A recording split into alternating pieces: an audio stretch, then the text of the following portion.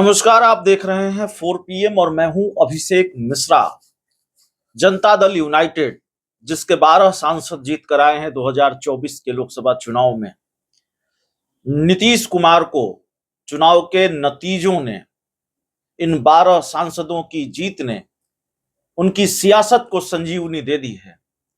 उनकी राजनीतिक जमीन हरी भरी हो गई है। जिस जमीन के बारे में कहा जा रहा था कि ये जमीन खिसक गई है और 24 के जब चुनाव नतीजे आएंगे तो ये जमीन और खिसकी हुई मालूम पड़ेगी, लेकिन नीतीश की न जमीन खिसकी और न जनाधार उतना खिसका जिसकी उम्मीद जताई जा रही थी। हाँ, लालू ने नीतीश के कोर वोट बैंक में थोड़ी सेंधमारी जरूर की है।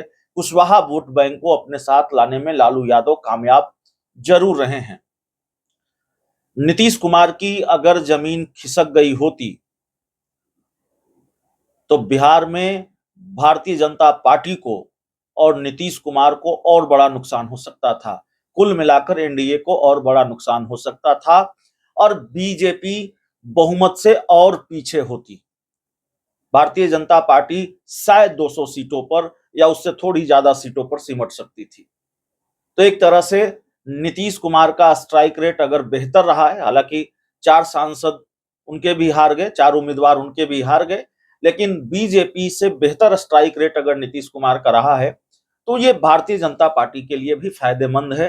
नीतीश कुमार कम से कम मोदी सरकार को बनाए रखने में, बचाए रखने में अपनी महत्वपूर्ण भूमिका निभा सकते हैं।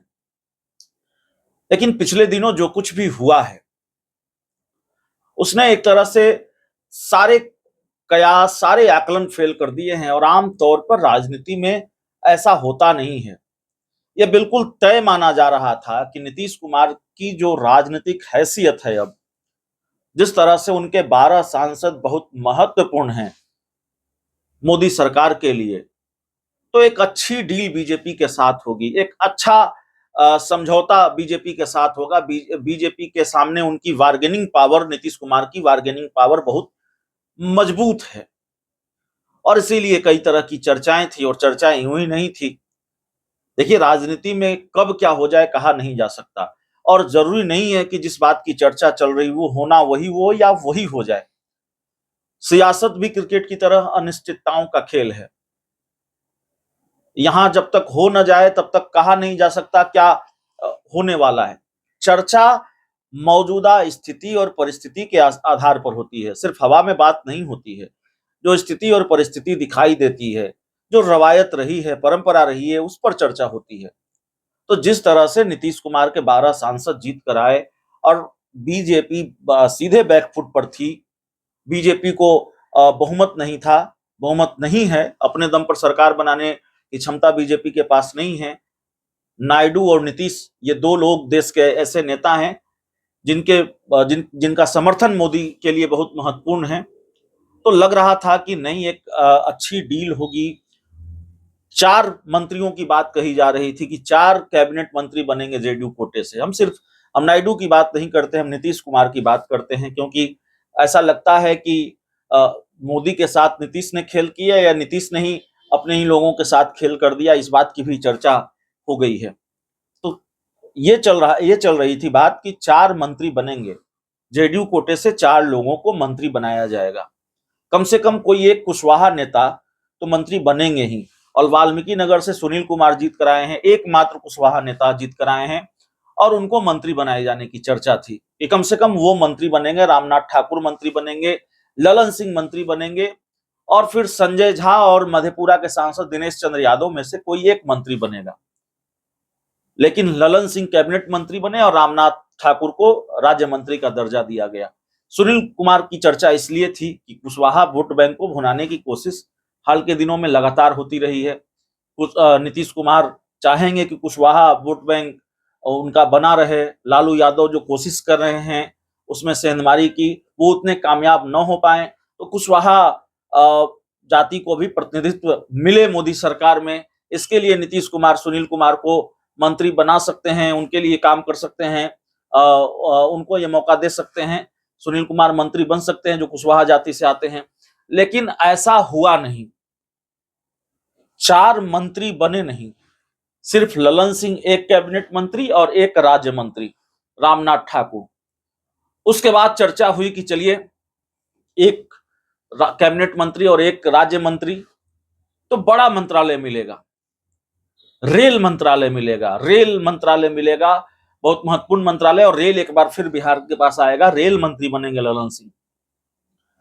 लेकिन कल विभागों का बंटवारा हो गया, और जब विभागों का बंटवारा हुआ तो ललन सिंह को पशु मत्स्य डेयरी मंत्री बनाया गया है, तो रेल मंत्री तो बने नहीं, रेल मंत्रालय भी बिहार के हिस्से नहीं आया। तो जो कोटा मिलना चाहिए था, जो बात की चर्चा है कि जो कोटा मिलना चाहिए था, जो हिस्सेदारी मिलनी चाहिए थी जेडीयू को उसके सांसदों के आधार पर, उतनी हिस्सेदारी मिली नहीं। चर्चा यह थी कि भारी भरकम मंत्रालय मिलेगा, रेल मंत्रालय मिलेगा, वो भी मिला नहीं। तो आखिरकार नीतीश कुमार कैसे मान गए? नीतीश कुमार ने बीजेपी के साथ क्या बातचीत की है, और नीतीश कुमार इन सारी चीजों को लेकर कैसे मान गए? नीतीश कुमार चाहते तो बार्गेनिंग कर सकते थे, नीतीश कुमार चाहते तो अड़ सकते थे, लेकिन एक कैबिनेट मंत्री और एक राज्य मंत्री नीतीश कुमार को क्यों मंजूर हो गया? और जो मंत्रालय मिला ललन सिंह को, उस मंत्रालय पर नीतीश कुमार क्यों मान गए?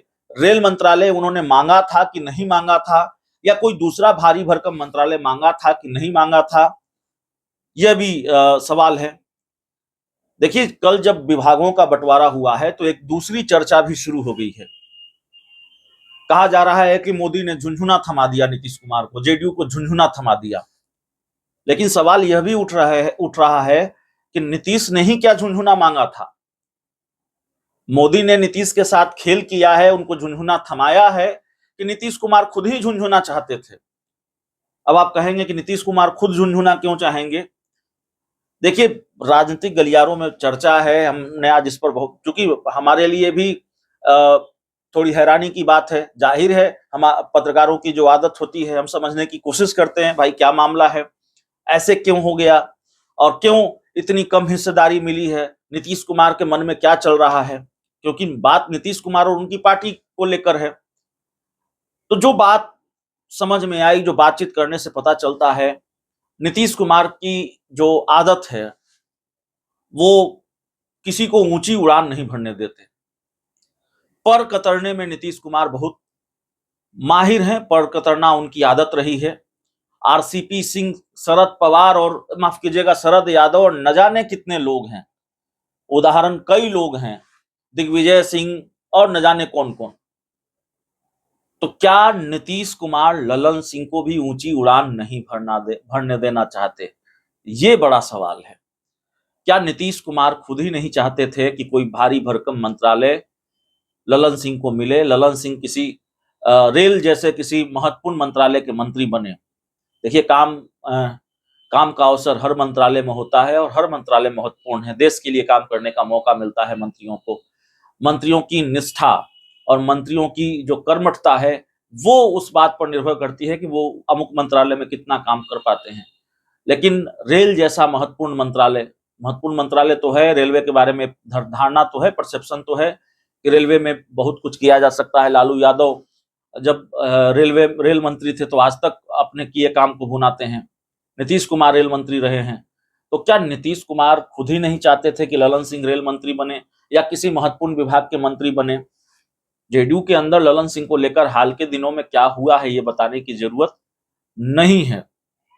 पार्टी के कार्यक्रमों से उनके पोस्टर गायब हो जाते हैं, रैलियों से उनके पोस्टर गायब हो जाते हैं, और कई जो कार्यक्रम होते हैं वो पोस्टर तो गायब होते ही हैं, जेडीयू दफ्तर से उनकी तस्वीर हटा दी जाती है, ललन सिंह की जगह नीतीश कुमार खुद अध्यक्ष बन जाते हैं।